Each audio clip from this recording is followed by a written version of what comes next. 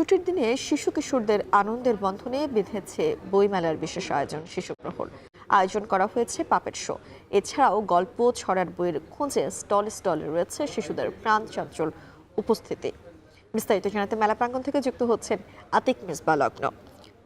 লগ্ন, শিশু প্রহরে বিশেষ কি আয়োজন রয়েছে আজ এবং শিশুদের উপস্থিতি কতটা দেখছেন একটু জানাবেন।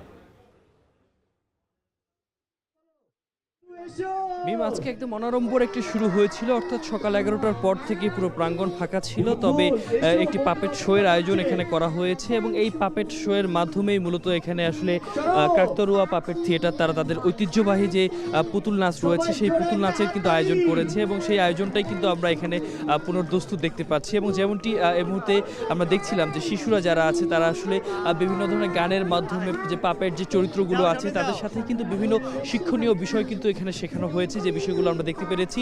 শিশুরা বেশ উচ্ছ্বাসের সাথে কিন্তু সবকিছু দেখছে এবং এখন কিন্তু আসলে যে টেডি পাপেট রয়েছে তাদের মাধ্যমে মূলত আসলে শিশুদেরকে আনন্দ দেওয়া হচ্ছে, তাদেরকে বিনোদিত করা হচ্ছে। এবং আমরা দেখছি যে সিসিমপুরের যে চরিত্রগুলো আছে তাদের উপস্থিতি নিয়ে বেশ অনেকেরই আক্ষেপ ছিল, তো সেই জায়গা থেকে আমরা ইকরিকে দেখতে পাচ্ছি। সেই ইকরি চরিত্রটি কিন্তু এখন আছে এবং সে এখানে এসেই কিন্তু আমরা দেখছি যে তারা আনন্দ দিচ্ছে, নাচে গানে কিন্তু সবার মাঝে সেই আনন্দ দিচ্ছে এবং সেই আনন্দের জায়গাটা কিন্তু দেখতে পাচ্ছি। এবং শিশুরাও কিন্তু এখানে বেশ উৎসব মুখর পরিবেশে তাদের সাথে উপভোগ করছে এবং সবার যে আক্ষেপের জায়গা ছিল যে এবার সিসিমপুরের আয়োজন না থাকার কারণে সব পরিবেশই কিন্তু অনেকটা সংকুচিত হয়ে গেছে, তো সেই জায়গা থেকে কিন্তু আমরা দেখছি সবাই মিলে কিন্তু বেশ আনন্দের সাথে উৎসাহ এবং উদ্দীপনার সাথেই কিন্তু দুর্দান্ত একটা সময় কাটাচ্ছে। এবং যে আক্ষেপ ছিল, যে অনুযোগ ছিল, যে অভিযোগ ছিল, সবকিছুর বাইরেও কিন্তু এই মুহূর্তে আমরা দেখতে পাচ্ছি সবাই বেশ প্রাণোচ্ছল ভাবে কিন্তু এই মুহূর্তে এই পাপের শোকে উপভোগ করছে। তো মিম, এই ছিল আমার এখান থেকে সর্বশেষ। মিম,